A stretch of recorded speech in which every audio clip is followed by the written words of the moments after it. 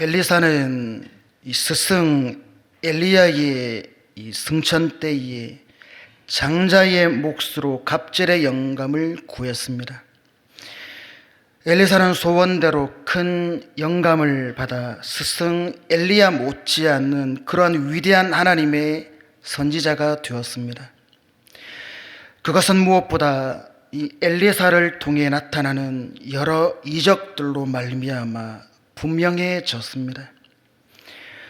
엘리야 승천 이후 엘리사는 엘리야의 겉옷으로 요단강을 갈랐고 여리고 성읍의 나쁜 수지를 말끔히 고쳤으며 자신을 조롱하는 이 청년들을 암곰으로 찢었습니다. 뿐만 아니라 이스라엘과 모압 간의 이 전쟁에서도 놀라운 이적을 베풀어 갈증에 허덕이던 군사들을 구원하였습니다. 이 같은 이적들로 인해 이 백성들은 엘리사가 엘리야의 뒤를 이은 후계자임을 인정하게 되었습니다.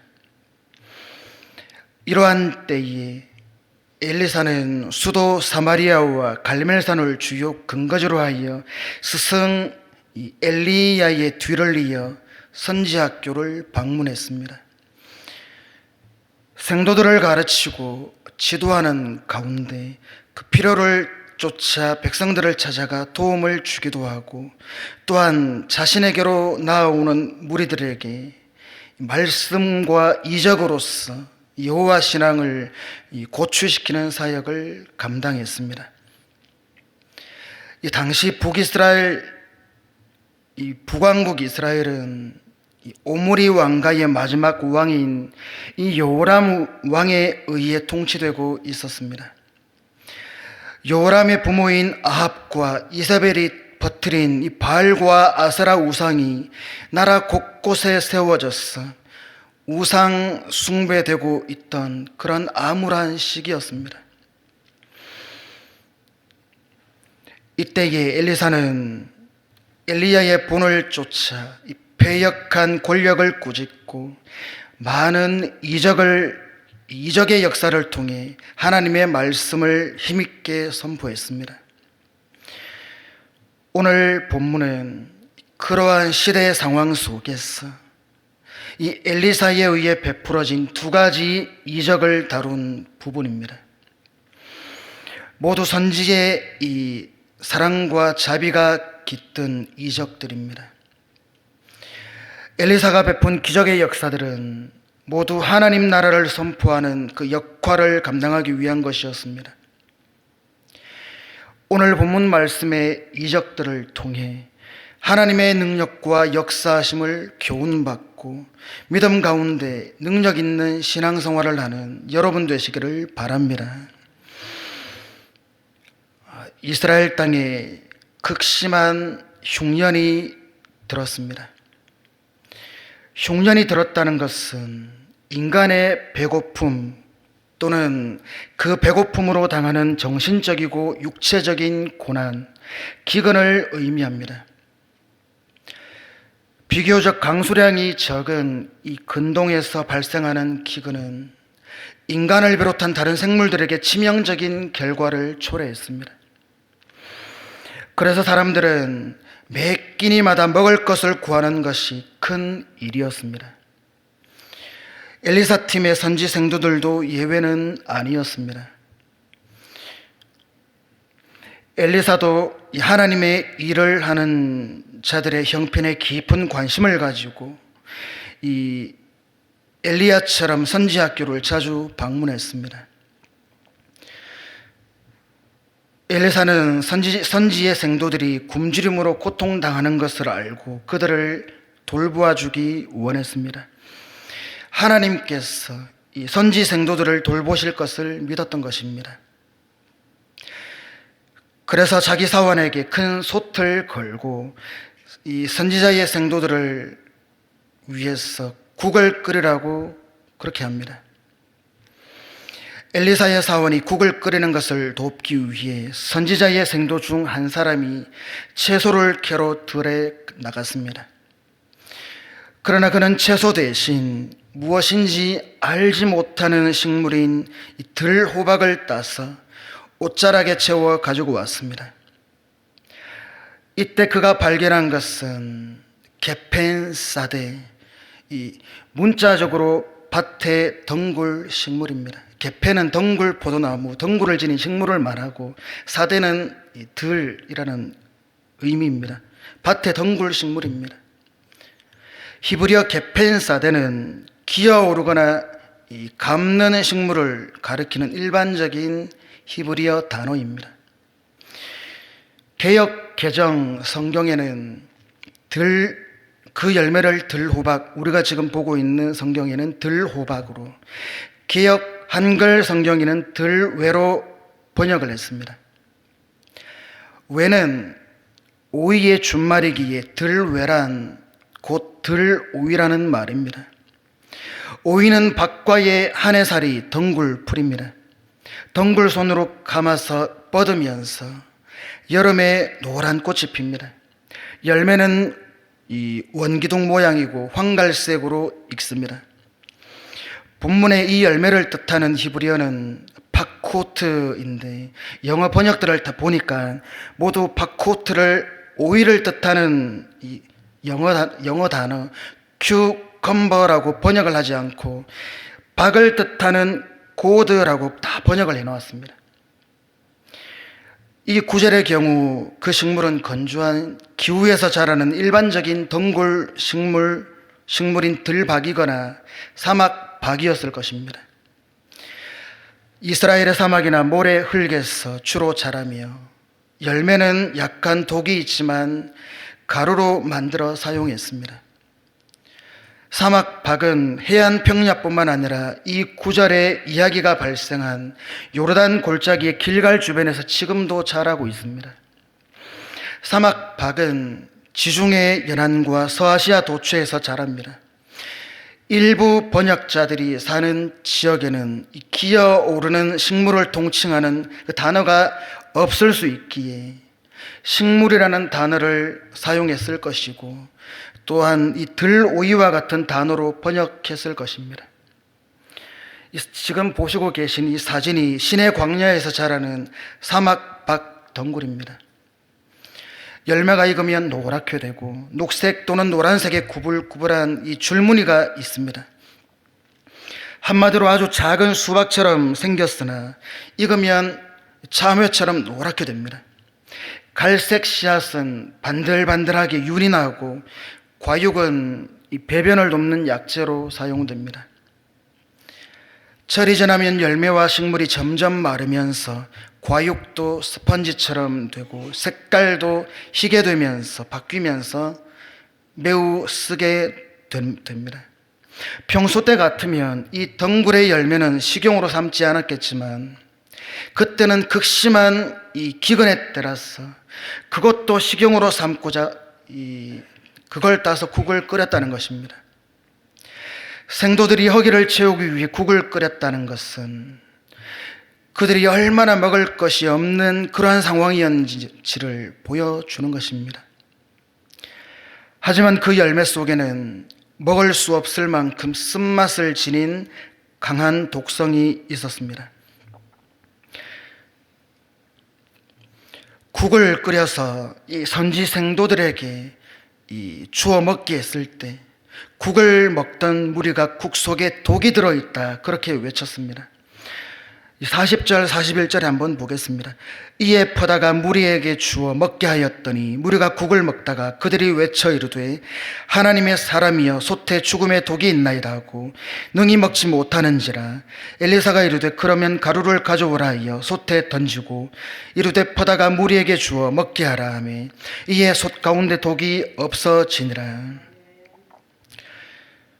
굶주림을 해결하려던 상황에서 음식을 먹지 못하게 되는 안타까운 상황이 벌어진 것입니다. 생도들은 이 문제를 하나님의 사람 엘리사에게 이야기해서 해결받기를 원했습니다. 히브리어 원문에는 40절, 41절에 독이라는 단어가 없습니다. 40절에는 국에 사망이 있나이다 라고 되어 있고 41절에는 솥 가운데 해로운 것이 없어지니이다 라고 되어 있습니다. 이 40절의 사망이라는 이 말에 근거해서 독이라는 단어를 첨가해 번역을 한 것입니다. 이때 엘리사는 이적을 베풀었습니다. 가루를 솥에 집어넣음으로써 사망의 독을 제거했던 것입니다. 무슨 가루를 넣었는지는 알 수 없지만 곡식을 따서 맷돌에 갈아 만든 고운 가루였기에 아마 밀가루를 넣었을 것입니다. 사람 생각으로는 그냥 다 퍼다가 버리고 다시 끓이는 것이 낫지, 독이 있는 데다가 가루를 더 넣으면 가루만 버릴 텐데, 그렇게 생각해서 손에 불 것 같습니다. 독이 든 야채죽에 가루를 넣으면 어느 정도 희석 작용이 있을지는 모르겠으나 솥에 가득 찬 독성의 제거는 불가능한 것입니다.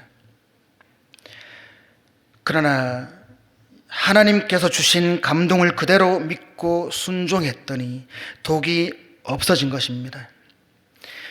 이는 마치 여리고 성읍의 나쁜 물을 고치기 위해서 물 근원에 소금을 넣은 것과 같습니다.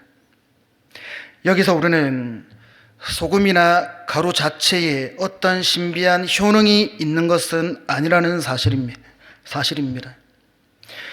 그것들은 단지 이적을 나타내는 매개물로 잠시 이용되었을 뿐입니다. 어떤 가루를 사용하든 하나님의 능력이 임할 때 독이 제거되는 기적이 일어날 수 있는 것입니다. 이처럼 하나님은 평범한 방법으로 하나님의 권능을 나타내 주셨습니다. 가루를 넣었는데 사망에 독이 없어졌으니 하나님의 권능이 얼마나 크신지를 보여주신 것입니다. 두 번째 기적을 보면 엘리사가 수많은 사람을 먹이는 장면이 나옵니다. 이스라엘 땅에 흉년이 계속되고 있는 중에 바알살리사에 산 사람이 왔습니다. 이 사람은 보리떡 20개와 자루에 담은 채소를 엘리사에게 바쳤습니다. 이것은 처음 익은 곡식을 하나님께 바치라는 율법에 따른 것입니다. 이를 통해 엘리사와 제자들의 선지자 양성학교가 백성이 드리는 이 예물을 통해 유지되었다는 사실을 알 수 있습니다. 원래 이것은 제사장 몫으로 바쳐주게 되어 있습니다. 그러나 지금 상황이 어떤 상황입니까? 당시 북이스라엘의 제사장들은 바알을 섬기면서 금송아지를 섬겼기에 경건한 제사장들이 없습니다. 그래서 하나님의 사람으로 널리 알려진 이 엘리사 선지자에게 바친 것으로 보입니다. 그들의 행위는 사람을 보고 드린 것이라기보다는 하나님께 드리는 신앙의 표현이었습니다. 그런데 이것으로는 100명이나 되는 선지 생도들을 먹이기에는 턱없이 부족했습니다. 여러분, 보리떡 한 개 생각해 보십시오. 이 보리떡 한 개는 성인 한 명이 겨우 한 끼 먹을 수 있는 그런 양 아닙니까? 그런데 엘리사는 자신의 배고픔을 해결하기보다 이 선지자의 생도들을 돕고 싶은 마음이 컸습니다. 엘리사는 참으로 하나님의 사람이었고 자신보다 남을 돌볼 줄 아는 그런 사람이었습니다. 엘리사는 그것을 100명 무리에게 나누어 주었습니다. 여호와께서 말씀하신 것을 믿었기 때문입니다. 하나님께서는 무리가 그 작은 보리떡 20개로 배불리 먹고 남겠다고 하셨고 정말 그렇게 되었습니다. 원래 이 보리떡은 이스라엘에서 주로 가난한 사람들이 먹던 음식이었습니다. 그러나 작은 것일지라도 하나님의 손에 붙잡힌 바 되면 풍성한 은혜의 도구가 되는 것입니다. 보리떡은 두 번째 이적을 이루는 음식물이었고 이것은 곧 하나님의 영광을 보여주는 귀한 도구였습니다. 여러분, 오늘 이 본문 말씀은 하나님의 사람과 여호와의 말씀의 중요성이 무엇인가 하는 것을 우리에게 교훈해 줍니다.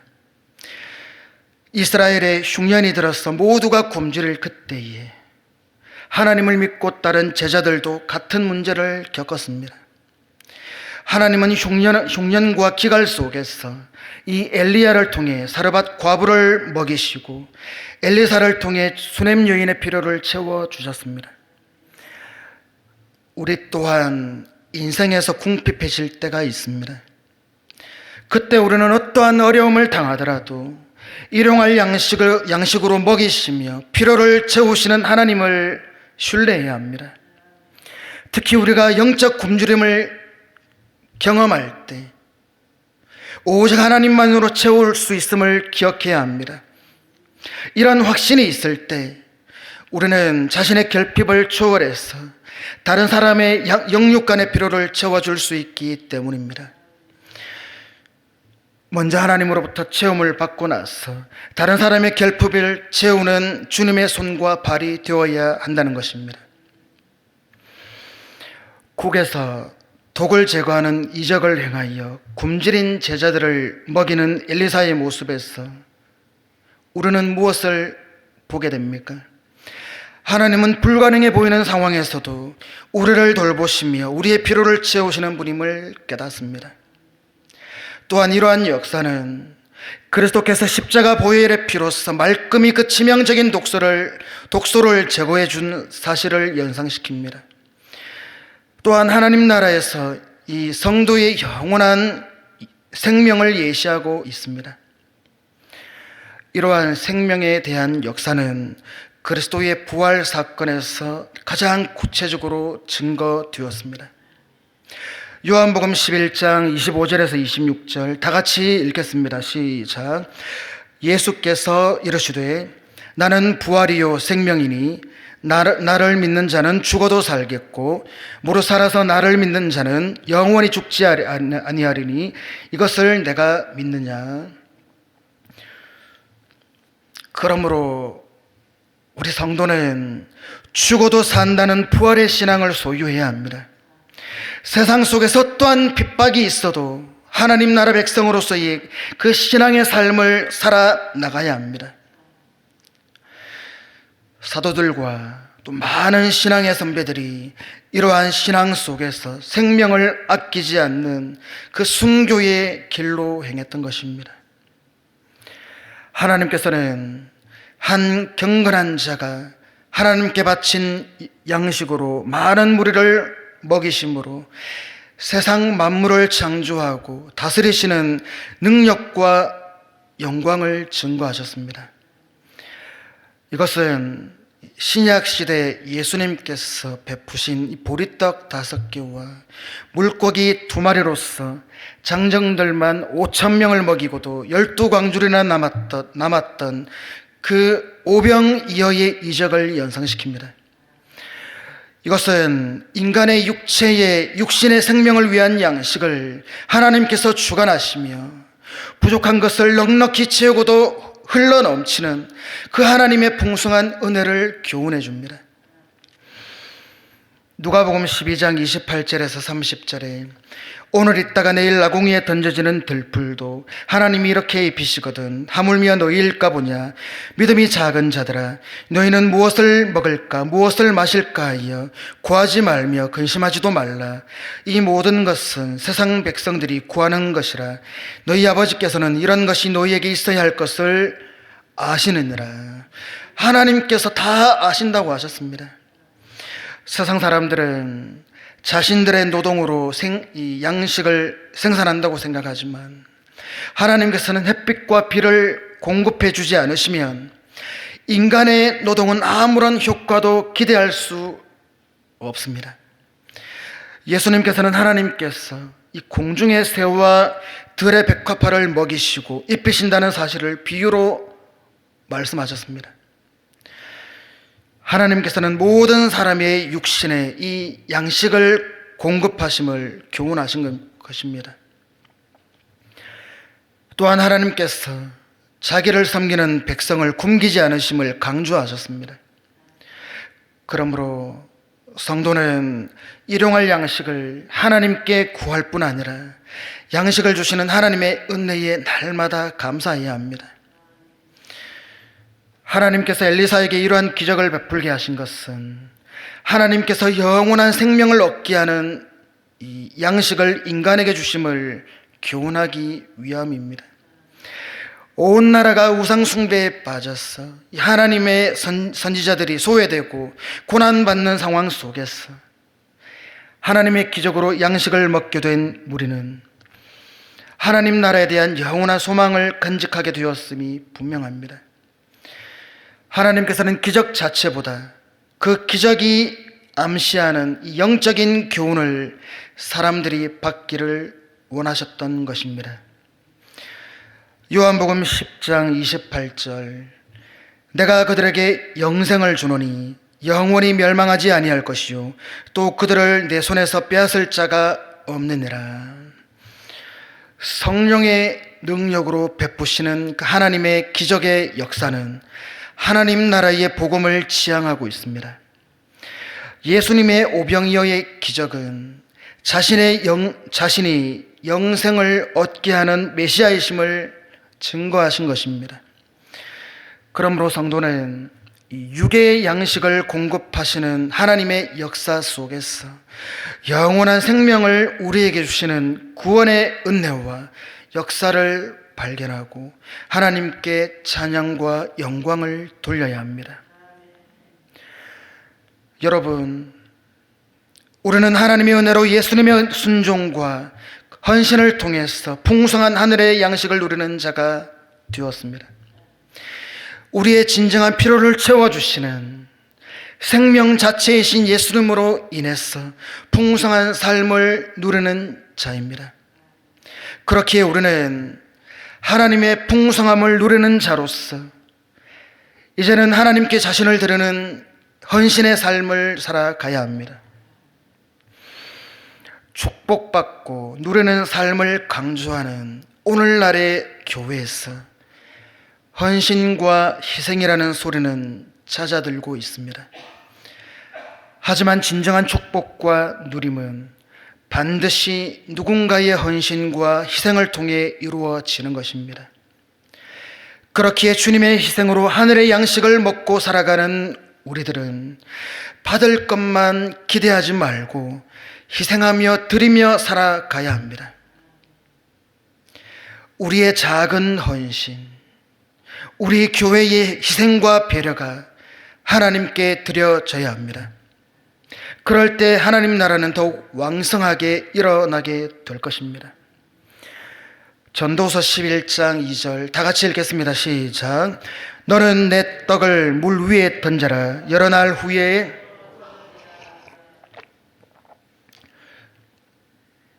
섬기는 일을 할 때에는 계산적으로 하는 것이 아니라 이 하나님의 이 약속의 말씀을 믿음으로 감당해야 합니다. 그럴 때 자기도 충분히 먹고 이웃에게 나누어서 하나님의 사랑과 능력을 맛보는 그 놀라운 체험을 하게 될 것입니다. 그런 체험을 통해 하나님의 놀라운 은혜를 체험하며 기쁘게 섬기는 자가 되시기를 바랍니다. 여러분, 이 4장에 나타난 엘리사의 이적은 구속사가 주는 전체적인 목적을 나타내고 있다는 점에서 매우 중요합니다. 이런 점에서 엘리사의 기적은 그리스도의 지상사역에서 행하신 이적들과 맞물려 있습니다. 빚으로 인해 종이 될 아들을 구한 것과 후사를 주고 그를 죽음에서 살린 것, 국 속에 있는 독소를 제거하고 기근을 해결한 것, 적은 양식으로 많은 무리를 먹인 것 등은 인간을 죄의 종에서 구하시고 하나님 나라가 되게 하셨으며 자신의 몸을 생명의 떡으로 제공하시고 먹을 것이 없는 사람들에게 풍성한 먹을거리를 제공하심으로 생명을 구원하신 그리스도의 사역을 예표하고 있다는 것입니다. 우리는 우리에게 임하는 흉년을 비롯한 이 자연재해 등에서 하나님의 뜻을 살필 수 있는 지혜가 필요합니다.